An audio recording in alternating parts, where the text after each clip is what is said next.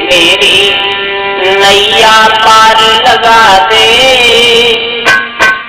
माँ तेरो वाली मैया मेरी नैया पार लगा दे माँ तेरो वाली मैया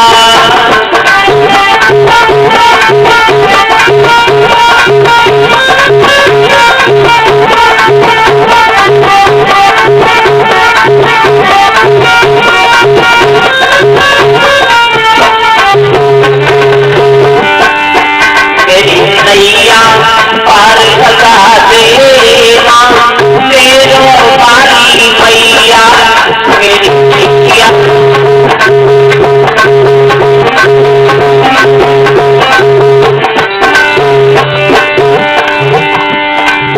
तेरो वाली मैया माँ पहाड़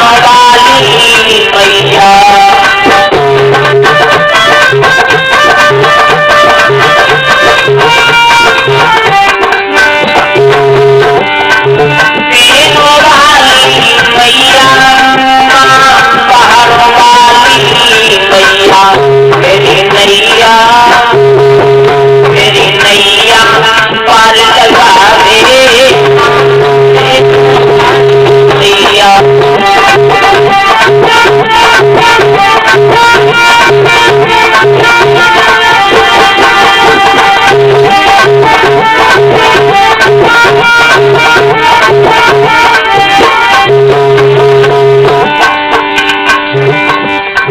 गहरी नदिया नाद पुरानी गहरी नदिया नाद पुरानी हे बन्हारो है नादानी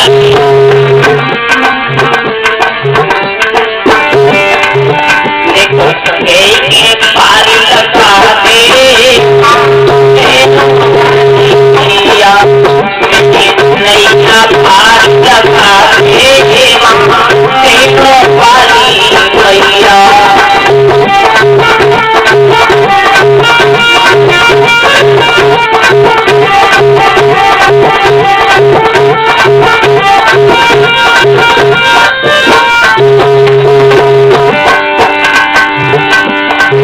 आकर झोली भर दो खाली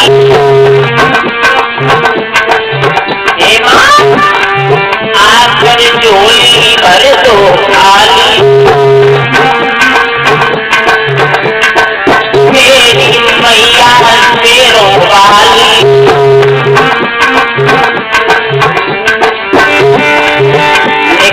आई की तरस दिखा दे मैया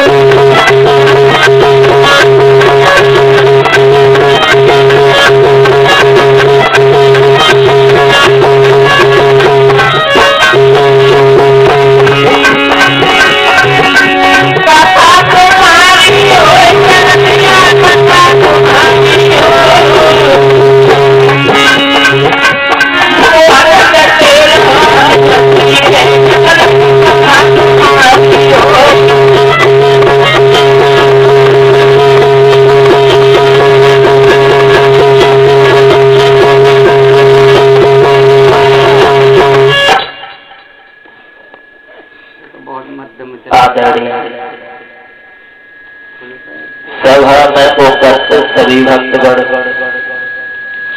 पावन पवित्र धराधाम पर चलने वाली सीता, अनसुईया, सावित्री जैसी हमारी मातृ शक्ति, जो आज भगवान की कथा को चलते हुए ये पंचम दिवस है। आशा करूंगा जहां तक हमारी आवाज पहुंच रही हो वहां तक के सभी भक्तों अपने अपने गृह कार्य व दैनिक कार्य से निवृत्त होकर के भगवान की कथा पांडाल में आए और आकर के भगवान की पावनमयी कथा को श्रवण करें और अपने जीवन को कृतार्थ बनाएं। क्योंकि मानव जीवन में मैं पहले बता चुका हूं, सब कुछ व्यर्थ में चला जाए, लेकिन जो भगवान का नाम है वो कभी व्यर्थ में नहीं जाता।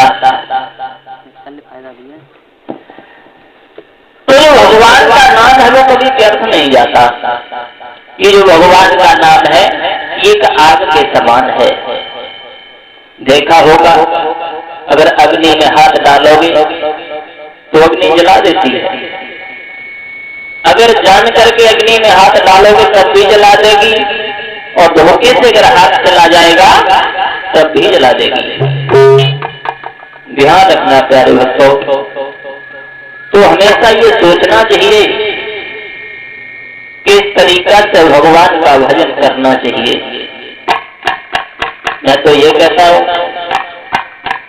ये जो हमारा तुम्हारा शरीर है, ये जो हमारा तुम्हारा शरीर है, ये शरीर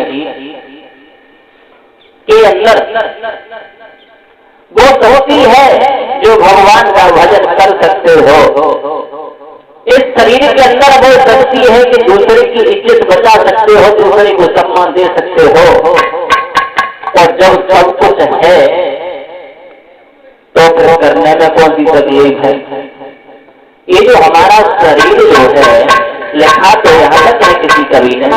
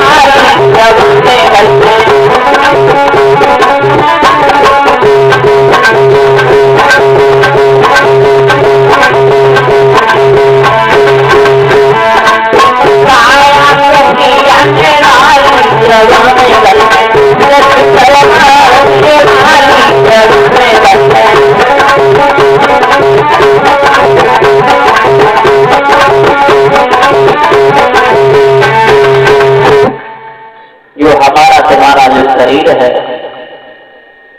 ये भी एक बंगला है। देखा होगा अगर घर छोड़ के कहीं परदेश में चले जाओ तो किराए पर कमरा देना पड़ता है। क्यों? रहने के लिए। और जब किराए पर कमरा लेना पड़ता है तो उससे भुगतान भी देना पड़ता है। एक भुगतान दोगे नहीं तो कमरा मालिक जो है वो निकाल देगा। उसी तरीका से हमारा तुम्हारा शरीर तो है, लेकिन हमारा तुम्हारा भी ये शरीर किराया है। अब ये सोचो कि इस शरीर का कौन सा किराया लगता है? किराया लगता है। हमारे तुम्हारे शरीर का भी किराया लगता है, लेकिन अंतर है। अगर कहीं बाहर जाते हो तो बाहर जाकर के कमरे का किराया देना पड़ता है तो लोकल से भुगतान होता है, लेकिन हमारे तुम्हारे शरीर का जो किराया है वो भगवान की भक्ति से भुगतान होता है। भगवान की जो भक्ति है तो जब तक भगवान की भक्ति नहीं करोगे तब तक हमारे शरीर का कभी भुगतान नहीं हो सकता। हमारे शरीर के अंदर हाथ पैर जब स्वस्थ है तो हाथ पैरों से अगर कोई धर्म का कार्य नहीं कर सके, सुंदर सुंदर हाथों से कोई दान नहीं कर सके, दूसरे की इज्जत नहीं बचा सके, ये गैर धर्म के रास्ते पर नहीं जा सके तो फिर हमारे तुम्हारे मानव होने का कोई मतलब नहीं है। क्यों? ये भगवान का बनाया हुआ शरीर कभी व्यर्थ में नहीं निकालो। जो भी समय मिले एक घड़ी आधी घड़ी आधे में पौने आधे, जितना समय मिल जाए उतना समय भगवान की भक्ति में देना चाहिए। और फिर भगवान की तो लीला निराली है। भगवान की भक्ति का किसी ने पार नहीं पाया। भगवान ने कहीं का कुछ बना दिया है तो कहीं का कुछ और बना दिया है। यहाँ तक देखने में आता है कि किसी पेड़ का देखो भगवान की लीला है तो फल लटक रहे हैं, और किसी पेड़ का देखो तो फल लटक रही है। कैसी है भगवान की लीला?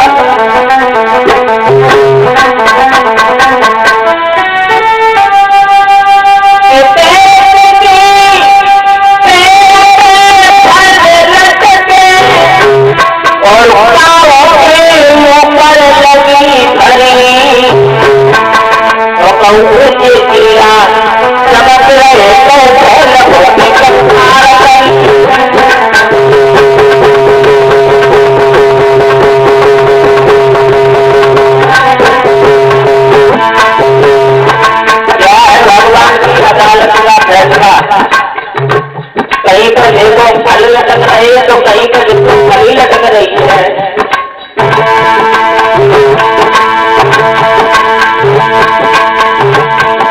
तो देखो शेष बनाया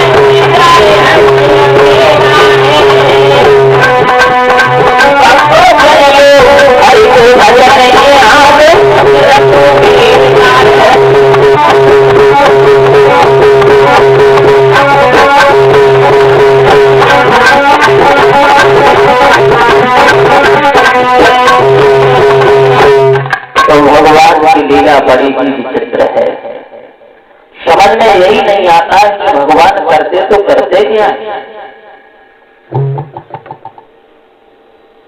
तो भगवान तो यहाँ तक करते हैं कि पहले राक्षस को जन्म देते हैं और राक्षस को जन्म देने के बाद में फिर स्वयं भूतल पर आकर के उसका संहार करते हैं। ऐसा भगवान क्यों करते? भगवान को भूतल पे आना होता है तो भगवान भी नाटक रखते हैं। सुखदेव भगवान बोले हैं, सुनिए राजन परीक्षित, जब मर्यादा पुरुषोत्तम श्री राम का अवतार हुआ, अवतार होने के बाद में भगवान की शादी हुई है जनक नंदनी सीता के साथ में। शादी होने के बाद में जिस वक्त ये अपने राजमहलों में आए हैं, राजमहलों में आए हैं तो कुछ समय बीता तो भरत को ननिहाल में भेज दिया गया। और जब भरत को ननिहाल में भेज दिया तो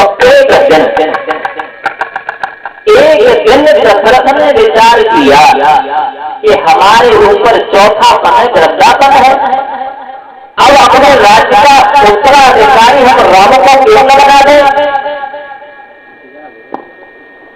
एक दिन दर्पण को उठाया, जब दर्पण को उठाकर देखा है तो सिर के ऊपर कुछ बाल सफेद नजर में आए हैं, तो उन्हें ऐसा लगा कि बालों ने जब निसारे में कहा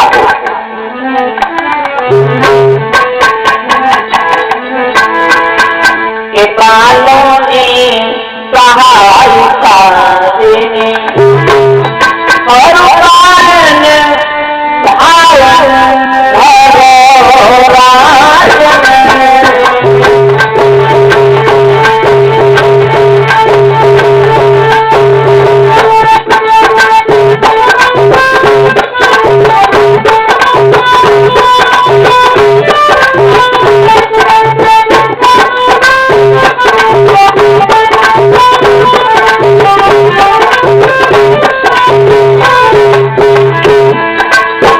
और ऐसा लगा कि बालों ने कुछ इशारे में कहा हो।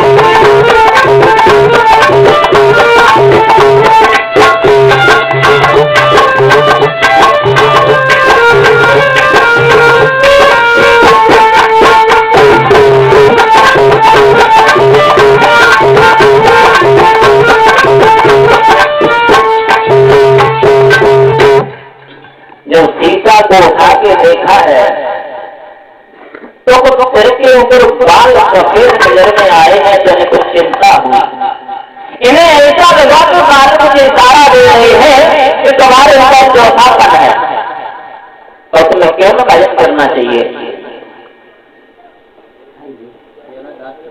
प्यारे बच्चों, महाराज दशरथ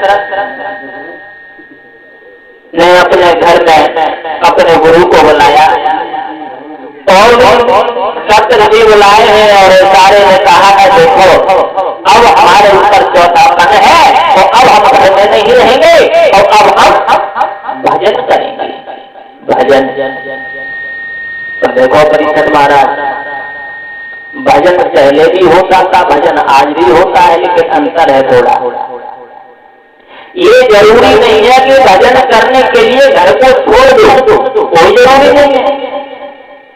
ये जरूरी नहीं है कि 24 घंटा मंदिर में बैठे रहो कभी भजन हो, कोई जरूरी नहीं है। भजन है क्या? लिखा ये है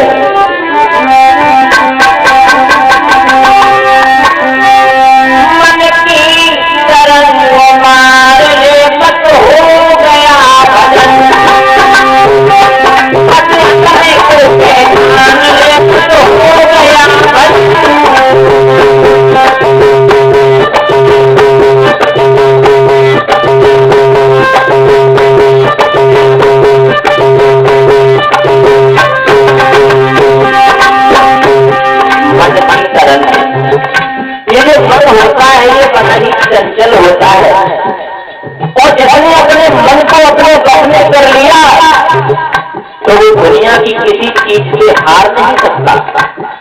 ये मन होता है बड़ा ही चंचल होता है, मन को एक बड़ी से हालत बताता है। जो मन होता है ये गधा होता है, गधा। देखना होगा अगर गधा को पीठ पे बोझा लाते उसका कान पकड़ के दूसरे स्थान पर पहुंचा दो और उसको दोबारा नहीं भेजना पड़ता, फिर बोझा लाते फिर वहां पे अपने आप पहुंच जाएगा। ऐसा ये मन होता है। अगर किसी के पास अच्छी वस्तु तक पहुंच गया तो फिर से कितना भी कष्ट करो लेकिन ये कष्ट में नहीं होता, बार बार कहीं होता है। तो कभी जगह कहते ये मन होता है, ये गधा होता है, गधा।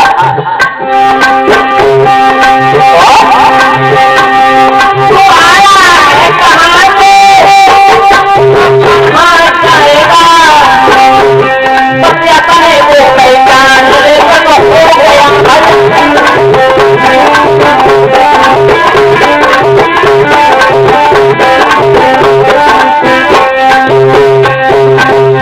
मन की तरफ बस हो गया भजन, अपने को पहचान ले बस हो गया भजन।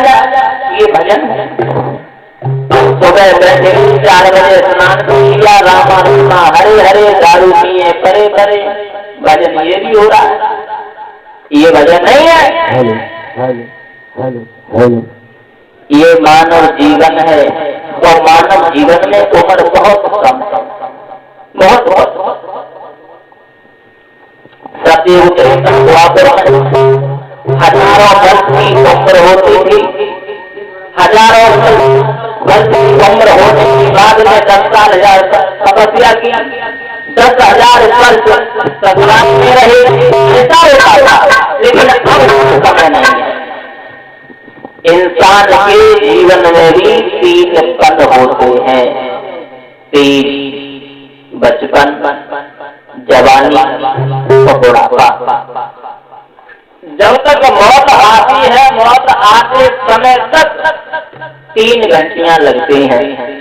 पहली बचपन, दूसरी जवानी, तीसरी बुढ़ापे, चौथी घंटी नहीं बचती।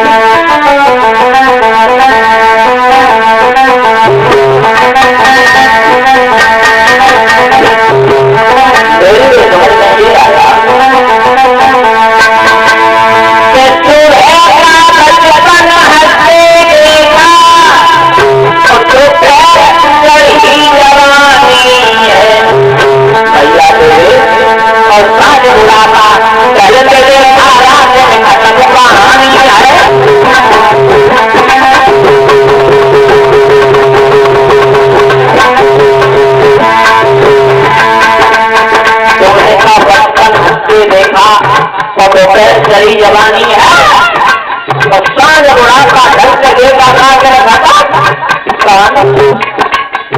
पहली घंटी लग जाती है बचपन की। बचपन में किसी बात की चिंता नहीं होती, खेल मचाए, करती बच्चा बगल में दबाए, पढ़ने पाठशाला में जाए, उन दिनों की घड़ी आ जाए। बचपन किसी बात की चिंता नहीं होती, हो जाए 10 लाख रुपए की फायदा हो जाए कोई चिंता नहीं है, 50-20 लाख रुपए का घाटा लग जाए फिर भी कोई चिंता नहीं है। बचपन में बड़ा आनंद होता है। दूसरी घंटी लगती है जवानी की।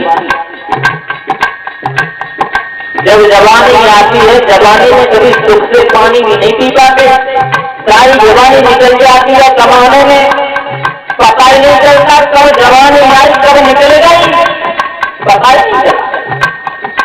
तीसरी घंटी लगती है बुढ़ापे की।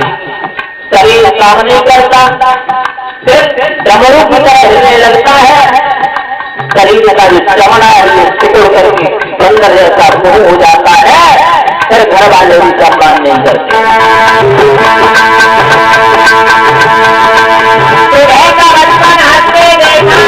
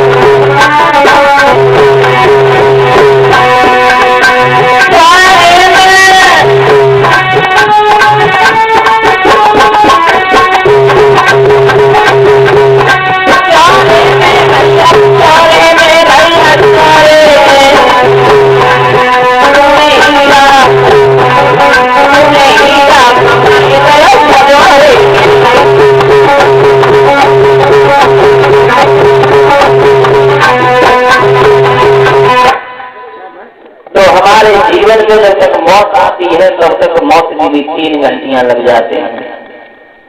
बचपन, जवानी, बुढ़ापा। तो हमेशा ध्यान रखना चाहिए कि हमें क्या करना है। वही बात सोच करके महाराज दशरथ ने विचार किया कि अब हमारे ऊपर चौथापन है, अब हम भजन करेंगे। भजन और भजन बहुत जरूरी है, और जिसने भजन नहीं किया उसका कभी कारोबार नहीं होता। इधर नगर अयोध्या में राम के राज तिलक की तैयारियां हो रही हैं, खुशी के आनंद छाए जा रहे हैं। इधर जो कैकेयी की दासी थी मंथरा ने जब ये सुना है कि राम के राज तिलक की तैयारी हो रही है तो विचार किया क्या करना है। क्यों इसकी जिज्ञासा सरस्वती विराजमान हो गई, और सोचने की बात है सरस्वती जी इसकी जिज्ञासा विराजमान क्यों हो गए। सरस्वती जी ने विचार किया अगर राम का राज तिलक हो गया, अगर ये नगर अयोध्या के उत्तराधिकारी बन गए तो फिर राक्षसों का संहार कौन करेगा। ये तो भूतल का भार हरने के लिए आए हैं, अगर ये व्यस्त जीवन यापन करेंगे तो फिर भला भगवान ने और इंसान में अंतर क्या रह जाएगा। मंथरा दासी वहां से चली और कैकेयी के पास में पहुंची। महाराज तुम्हें नहीं मालूम, तुम्हारे बच्चे को ननिहाल में भेज दिया और तुम्हारे शौक में लड़का का राज तिलक होने जा रहा है। कैकेयी कहने लगी दासी मुझे ऐसा लगता है तू है खून की प्यासी। अरे लड़का वो भी हमारा है, लड़का ये भी हमारा, तू कैसी बात कर रही है। मंत्रा बोली मैं समझ रही हूँ, लड़का तो है, लड़का दोनों तुम्हारे हैं, लेकिन सोचो जो तुम्हारी शादी हुई थी तब मंथरा ने कैकेयी का दिमाग घुमा दिया। और देखो अबला जाति का कोई भरोसा नहीं होता है, अबला नहीं बल्कि सबला हो जाती है। चाहे तो सबने तुम्हारा सम्मान करा दे, चाहे तो सबने तुम्हारा भरे बाजार में अपमान करा दे। क्यों लिखा ये है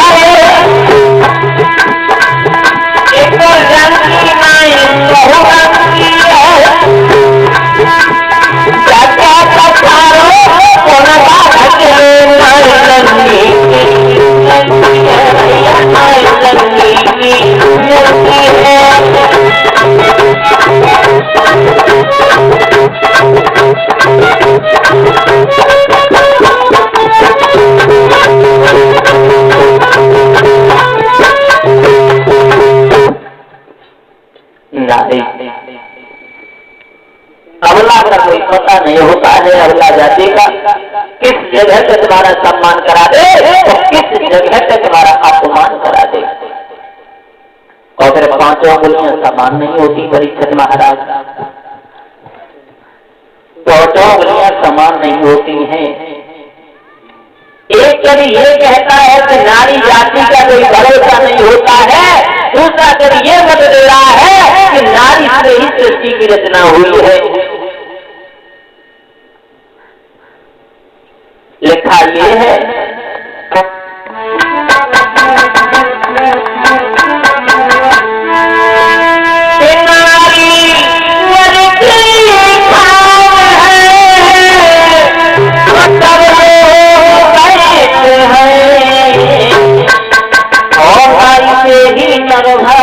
अपमान कहते हैं, नारी से ही भारी अपमान कहते हैं।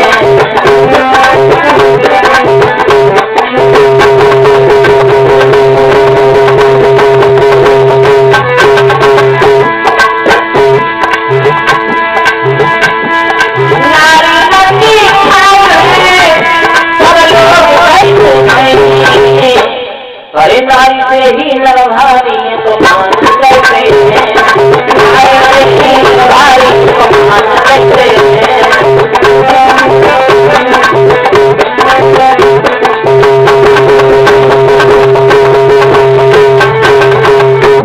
नारी नर की खान है सब लोग कहते हैं, और नारी से ही नर भारी नर का अपमान कहते हैं। लेकिन दूसरा कवि ये कहता है नर अपमान तो कहते हैं, लेकिन नारी नारी होती